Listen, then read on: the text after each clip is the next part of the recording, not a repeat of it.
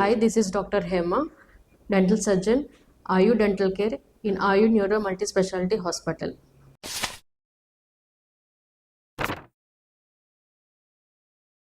ఇవాళ నేను dental problems గురించి చెప్తాను. మనకి పళ్ళు పైన గార అనేది పడుతుంది. అలా పడినప్పుడు దాన్ని కాలిక్యులస్ అండ్ స్టెయిన్స్ అని అంటాము. అలా ఉన్నప్పుడు మనం క్లీనింగ్ చేయించుకోవాలి.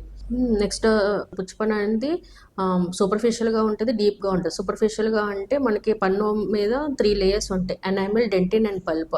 ఎనామిల్, డెంటిన్ వరకు మనకి కేరీస్ ఉంటే కనుక నార్మల్ రెస్ట్రిక్షన్స్తో మనం పెట్టించుకోవచ్చు. అదే ఒకవేళ పల్ప్ వరకు వెళ్ళిపోతే కనుక ఆ కేరీస్ అనేది రూట్ కెనాల్ ట్రీట్మెంట్ చేయించుకోవాలి. అలాగే మనకి ఒక పల్ప్ వరకు వెళ్ళిపోయినప్పుడు పెయిన్ కూడా చాలా ఉంటుంది. తర్వాత మనకి ఎక్స్రే తీయించుకుంటే కనుక కింద మనకి యాప్సెస్ అనేది కూడా కనిపిస్తుంది.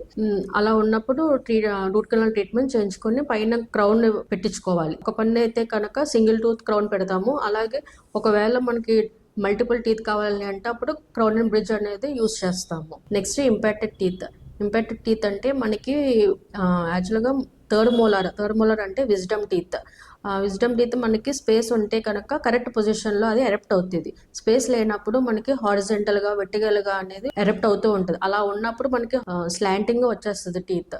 అలా వచ్చినప్పుడు పక్క టీత్కి పుష్ చేయడం వల్ల పెయిన్ రేడియేట్ అవుతుంది. అలా ఉన్నప్పుడు ఎక్స్ట్రాక్షన్ చేయించుకోవాలి. డెంటల్ ఇంప్లాంట్స్ బాగా పాడైపోయిన పన్ను ఉన్నప్పుడు ఇంప్లాంట్స్ అని యూజ్ చేయొచ్చు. ఈ ఇంప్లాంట్స్ అనేది మనం బోన్ లోపల స్క్రూ పెట్టి పైన క్రౌన్ అనేది ఇస్తాము. కేరీస్ టీత్ వచ్చి సూపర్ఫిషియల్ గా ఉంటే ఎనామిల్, డెంటిన్ వరకు మనకి పన్ను అనేది పాడైతే కనుక నార్మల్ రెస్ట్రిక్షన్స్ పెట్టుకోవచ్చు. నార్మల్ రెస్ట్రిక్షన్ అనేది జిఏసి రెస్ట్రిక్షన్ పెట్టచ్చు, అలాగే కాంపోజిట్ రెస్ట్రిక్షన్ కూడా యూజ్ చేసుకోవచ్చు.